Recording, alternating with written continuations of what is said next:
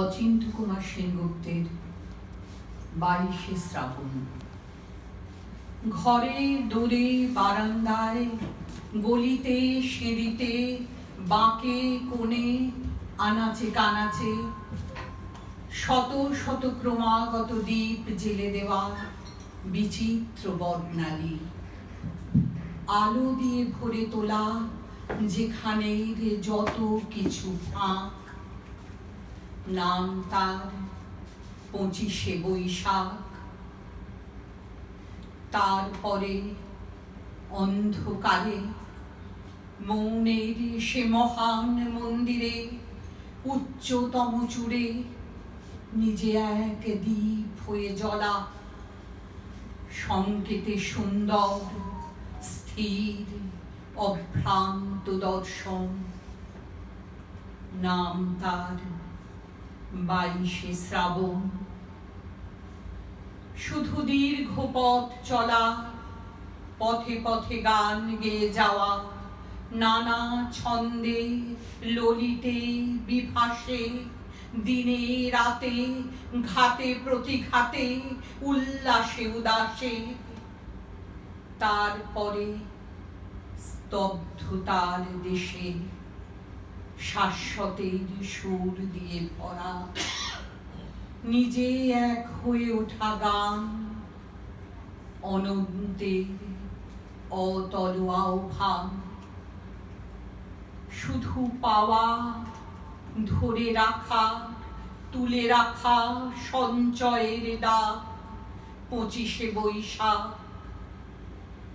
তারপরে হওয়া, হয়ে ওঠা, হয়ে থাকা ত্রিভুবনে নিরন্তর, তারই নাম 22শে শ্রাবণ।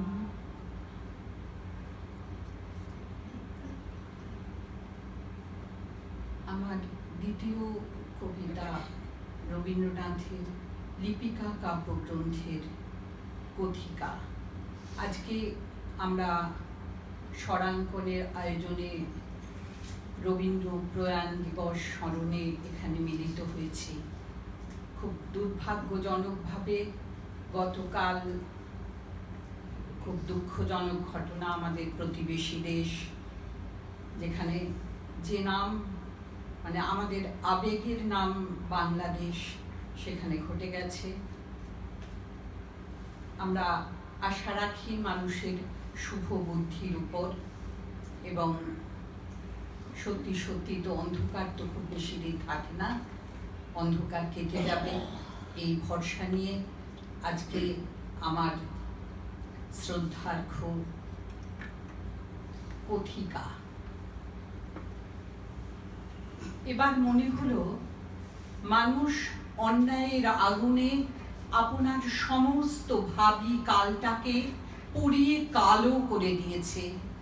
সেখানে বসন্ত এসে কোনো দিন নতুন পাতা ধরাতে পারবে না। মানুষ অনেক দিন থেকে একখানি আসন তৈরি করছে। সেই আসনই তাকে খবর দেয় যে তার দেবতা আসবেন, তিনি পথে বেরিয়েছেন। যেদিন সেই তার অনেক দিনের আসন সে ছিঁড়ে ফেলে, সেদিন তার যজ্ঞস্থলীর ভগ্ন বেদী বলে কিছুই আশা করবার নেই, কেউ আসবে না। তখন এতদিনের আয়োজন আবর্জনা হয়ে ওঠে। তখন চারিদিক থেকে শুনতে পাই জয়, পশুর জয়। তখন শুনি আজও যেমন কালও তেমনি, সময়ে চোখে ঠুলি দেওয়া বলদের মতো, চিরদিন একই ঘানিতে একই আত্মস্বর তুলছে। তাকে বলে সৃষ্টি। সৃষ্টি হচ্ছে অন্ধের কান্না। মন বললে তবে আর কেন, এবার গান বন্ধ করা যাক। যা আছে তারই বোঝা নিয়ে ঝগড়া চলে, জানি তার আশা নিয়ে গান। শিশুকাল থেকে যে পথের পানে চেয়ে বারে বারে মনে আগমনীর হাওয়া লেগেছে। যে পথ দিগন্তের দিকে কান পেতেছে দেখে বুঝেছিলুম ওপার থেকে রথ বেরোলো। সেই পথের পানে তাকালেন, দেখলেন সেখানে না আছে কোনো খড়ের চিহ্ন।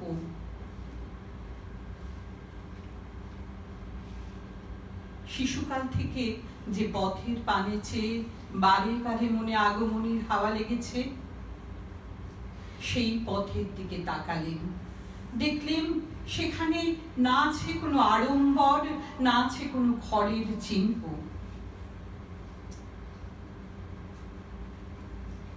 বিনা বললে দীর্ঘ পথে আমার সুরের সাথে যদি কেউ না থাকে, তবে আমাকে পথের ধুলায় ফেলে দাও।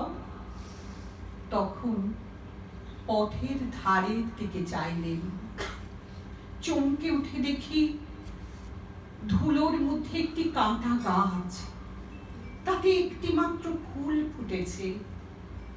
আমি বলে উঠলুম, হায় রে হায়, ওই তো পায়ের চিহ্ন। তখন দেখি দিগন্ত পৃথিবীর কানে কানে কথা কইছে। তখন দেখি আকাশে আকাশে প্রতীক্ষা। তখন দেখি চাঁদের আলোয় বাঁশঝাড়ের পাতায় পাতায় কাঁপন ধরেছে। চাঁদের আলোয় দিঘির জলের সঙ্গে চাঁদের চোখে চোখে ইশারা। মন বললে ভয় নেই, পথ বললে ভয় নেই, আমার বিনা বললে সুর লাগাও। নমস্কার।